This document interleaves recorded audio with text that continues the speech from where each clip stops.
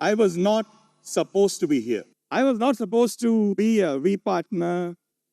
I was not supposed to become successful. I definitely was not supposed to be standing on a stage and talk to thousands of people from around the world. I was born and brought up in a very small town in Kerala. And for the first 18 years of my life, I had actually never traveled outside of my hometown. All the people I grew up with were normal people.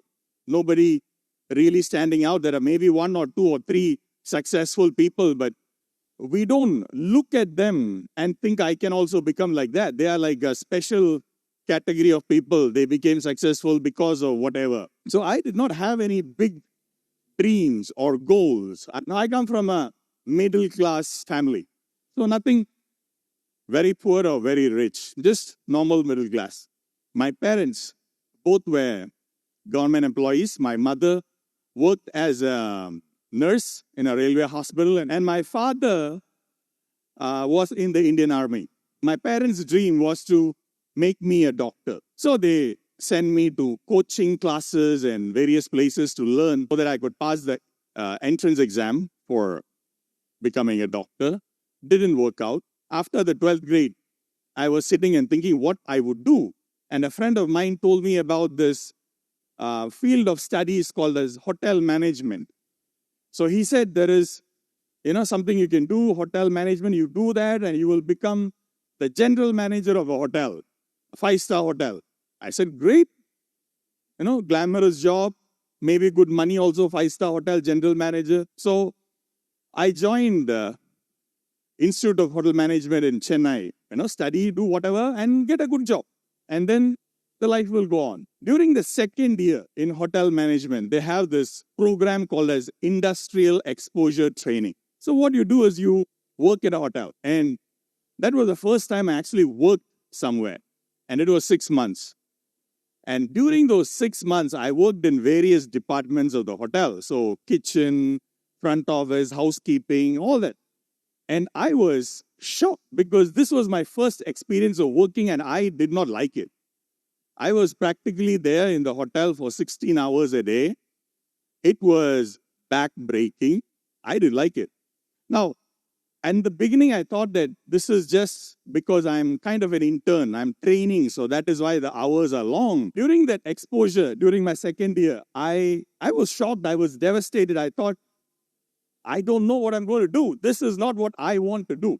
The fee was about 3 lakh Indian rupees, okay? And my parents paid that money.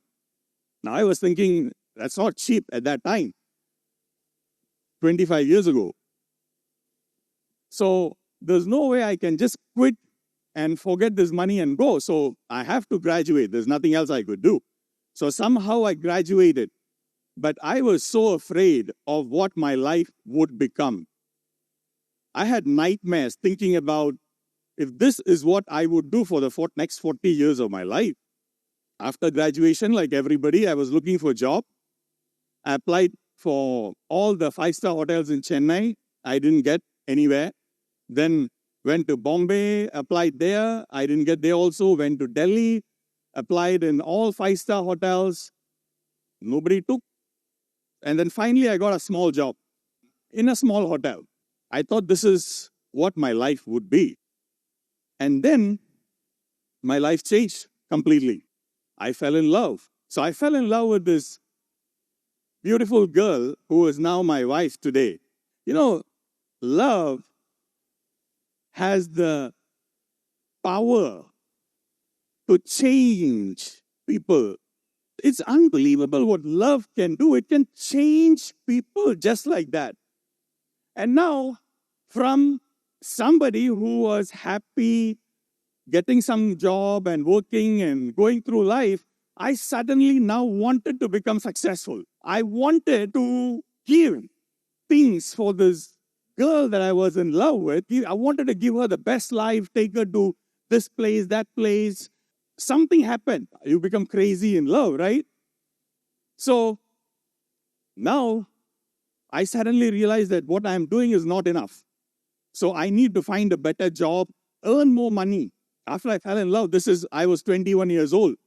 I went to my parents. I said, Mommy, Papa, I have found the girl. I want to get married.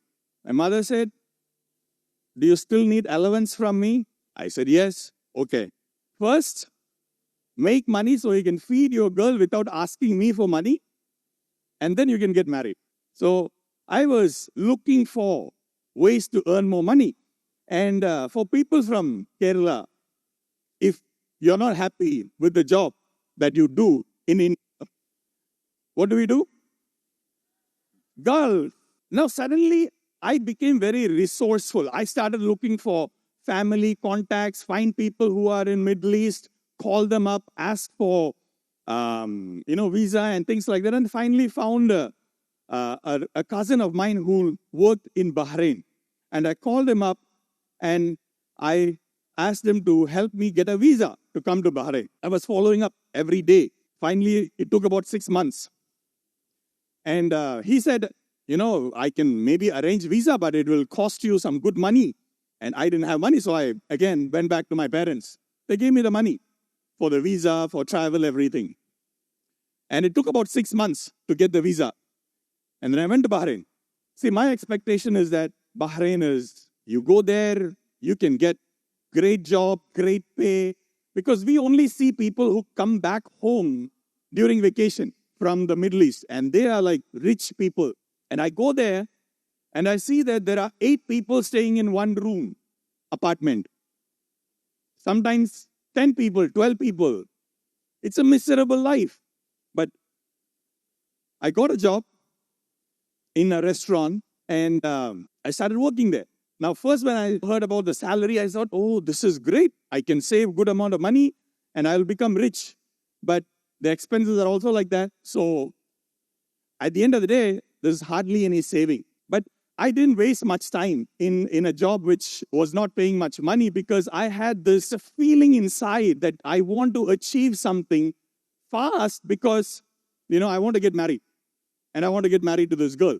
And that urge, that push within me made me do a lot of things that I had never done before that. I would find people. I would apply for different jobs. I hated job, but I worked in 2 jobs sometimes to arrange money. Half of my salary would go on phone calls. Calling international phone call at that time was very expensive. Finally, I got a job offer in a company called Unilever. And it was almost 3 times my salary that I was earning at that time. It was a sales job, okay? I was applying for all jobs from the newspaper. And I attended the interview. I got selected. The manager who interviewed me, when he was confirming me, he said, okay, fill up this application. And he was giving me the job offer. He said, okay, bring your driver's license. I said, what do you mean driver's license? I don't have driver's license. He said, then how did you apply for a sales job? You're supposed to have a car and a driver's license. So I didn't have a driver's license at that time. I said, okay, give me 2 weeks. I'll somehow get it. Then he started laughing. He said, no, it takes at least 6 months if you want to get driver's license in this country. And then I started, asking around people, applied for driver's license, and it actually did take about 4 months. It is very expensive. You have to complete some courses, hours, training, and then I had to buy a car. So I borrowed money, bought a car, and this is when I was about 21 years old. The car I bought was 25 years old. After I got it, I called the manager in Unilever, and I said, see, I got a license, I got the car, can I have the job? He said, no, that job is gone already. I won't be keeping it for 6 months for somebody. Then I said, any other job, in sales, that same salary, can I get? Now, I don't know what it was that he saw in me. Maybe it was the hunger, the drive, whatever, because I had 0 experience in sales. All right. And he gave me the job. Within very few months, I was exceeding the targets given. I was literally so thankful that I got this job. I was doing everything I can to be in it and exceed. And a very good friend of mine who was working with me, his name is Mahendra Kumar. We partner Mahendra Kumar today. a very good friend of mine, he called me up one day and he said, Arun, do you want to make more money?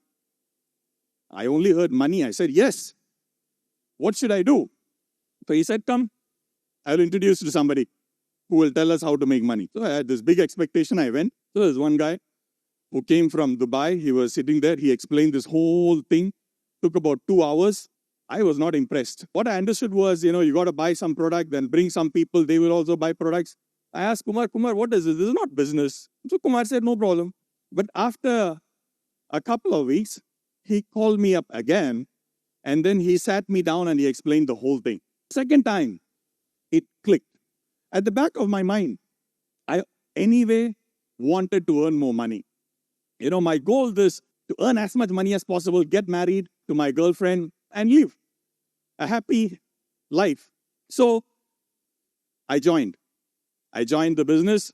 In the beginning, I really enjoyed doing it because the people who joined with me were my very good friends. So after I joined, I called up my friends. So Manoj, Balaji, both of whom are associate V partners today. And they said, okay, Arun, if you're doing it, I'm also there. Now, there are many other people who said no. But for some reason at that time, I was not really sitting down and thinking about the people who said no. There was some push, some urge or sense of urgency, whatever it is. It was there inside. That's why I asked you earlier whether you have ever fallen in love in life. It's very different. The feeling is very different. I would work in my job until 5 o'clock, 6 o'clock in the evening. So it starts around 7:30 in the morning until about 6 o'clock in the evening. And after that, I will go to these meetings at Kumar's house, Manoj's house, Balaji's house, the other prospects, until 2, 3 a.m. And I never felt it like it was, I was putting in hard work. It was too much effort. It never occurred to me that way. I really enjoyed every second of those hours that I was putting in. And go sleep around 2 o'clock, 3 o'clock, wake up again at 7 o'clock in the morning, go to work at 7:30. Again, same thing. Finish around 6 o'clock, and then meetings after meetings after meetings until 2, 3 a.m. And I did this for about 6 months. Now, money was not a problem. I started earning checks right from my first month onwards. And during this time, the checks started growing. And within 6 months, whatever salary I was getting in 1 month, I started getting in 1 week from the business. What I'm really trying to help you understand is, see, many of you think that, yes, I want to do the business. It's tough. But I want to do it. I will do. I have a dream. It's tough, but I want to do. When you're really in love with something, it doesn't even occur to you that it is tough. You just, all the things that is difficult and tough, it doesn't register in your head. You just do the things. It never occurs to you that it is difficult, it is tough. Like, for example, when I told my parents that, I'm in love with the girl, I want to get married, it was not easy. But I was not thinking so much about, okay, how will I tell my mother? What will she tell me? What will my father do? So similarly, it never occurred to me as to whether this prospect will join. What if they say no? What if they make fun of me? None of those thoughts occurred in my mind. I just kept doing. And some people joined, some people didn't join. The people who joined, we spent time, we built them. Some people quit, some people didn't quit. It was just normal. There was no trainings like you have today. For me to come to a VCon, it took almost 2 years. But by the time I had already achieved my 2 biggest goals. One was to quit my job. The second one, I got married to my girlfriend. Her name is Pinky. You might think that, oh, you were in so much in love with her and you did all these things for her. So you might have such a wonderful married life. Not true.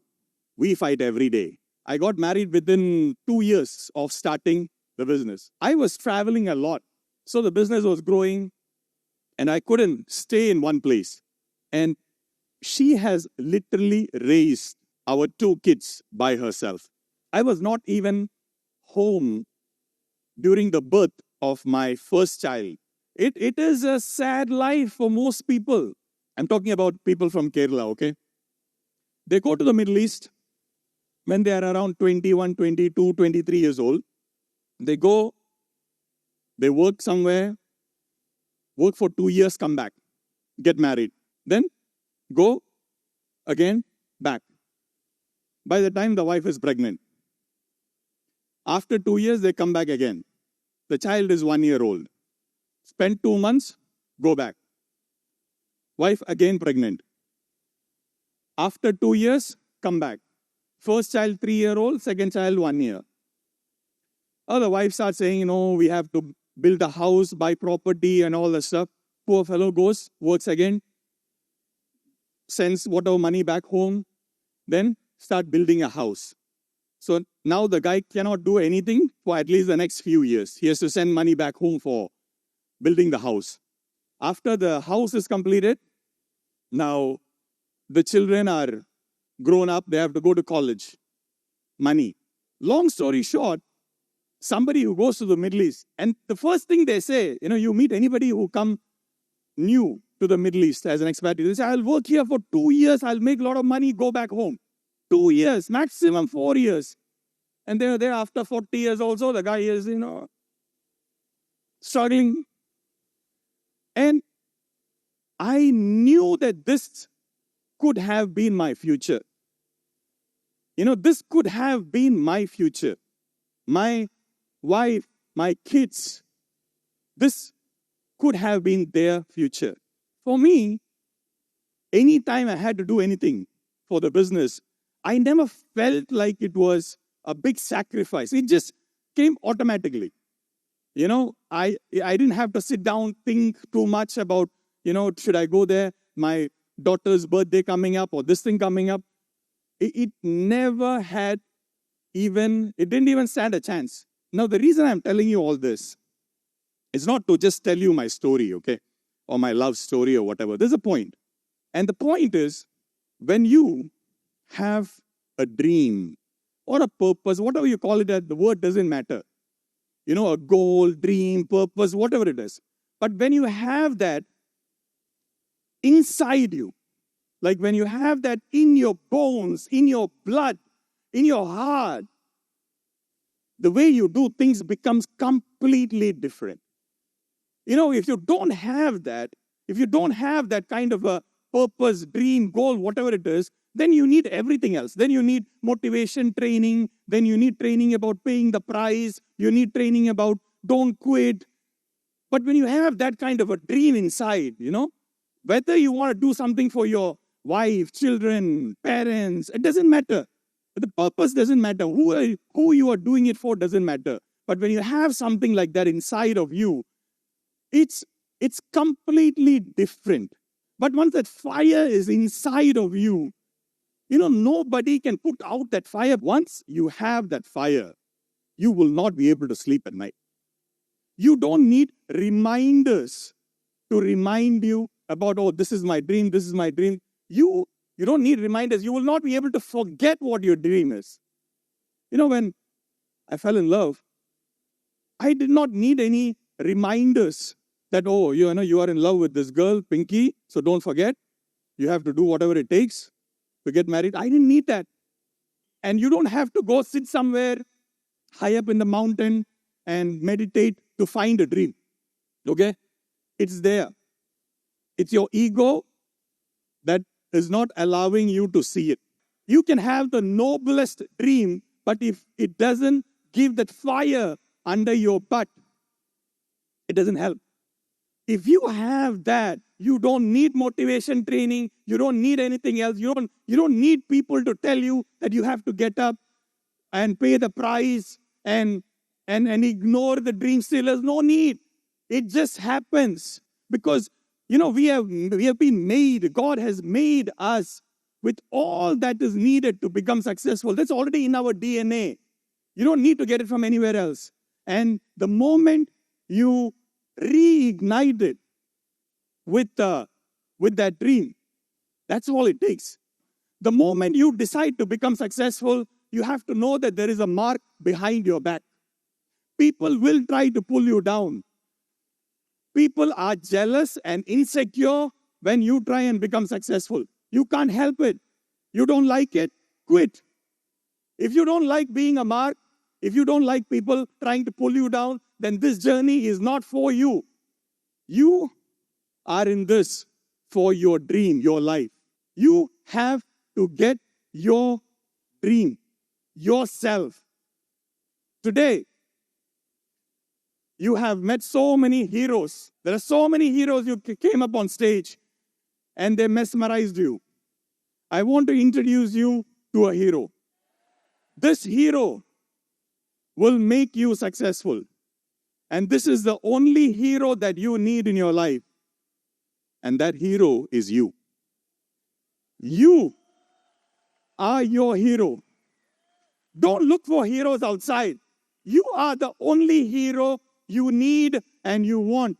And there is a hero inside every one of us. And when you identify and see that hero and see what you are going to achieve in your life, you will become unstoppable. All the people who have come up on stage are just normal people. But they found this hero within them. So I leave you today with this hero. And this hero will come back with you to your house. This hero will make sure that you succeed in your life.